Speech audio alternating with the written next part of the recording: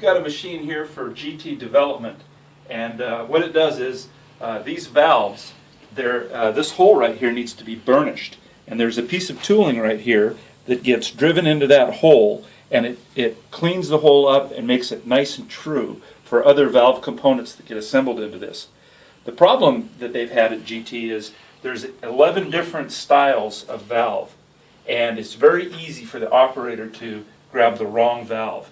And so what we did was for them is we built some tooling here that has sensors, and the sensors detect what style of valve it is.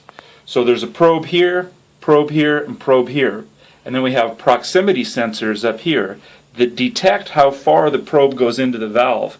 You see the hole sizes are different, right? So based on the depth, there's a stepped plunger in here, and that stepped plunger will go deeper into this valve than it will this valve. And then these sensors are positioned to look at some grooves in the probe, so we'll get an on or an off condition depending on each sensor and where this probe goes. So using these on-off signals that we get from these different probes, based on the depths the probe enter the part, we're able then to verify if it's the correct valve or not. Now down here what we have going on is we have a couple of optical sensors. You see some of the valves have vibroseal and some do not. And so we're looking for whether or not this is red or silver, and that sensor will be either on or off depending on whether it sees red or silver. We also have a valve that has threads. We have a valve that has threads underneath inside here, and then valves that do not. And so this sensor here is optically looking at the presence of threads or not. We can see via the sensor whether or not it's threads or not.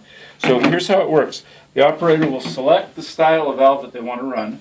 In this case it's the 6V configuration, and they'll put the valve in the tooling and then dual palm control for safety, and it verified that the valve was correct before it allowed to run. Now if I grab the wrong valve, say I grabbed this 4V valve, which looks very similar, very easy for an operator to pick up the wrong valve.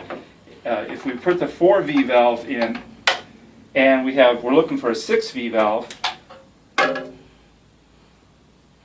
not good. It recognized that it was the wrong part, puts on a red light, says wrong part. So the operator resets it, take this valve out, and grab the correct valve and it'll run. Or perhaps they need to switch to a 4V valve if that's what they really wanted to run. So they switch to 4V, and now they run it, and that valve is correct. So it's a quality check, 100% quality check.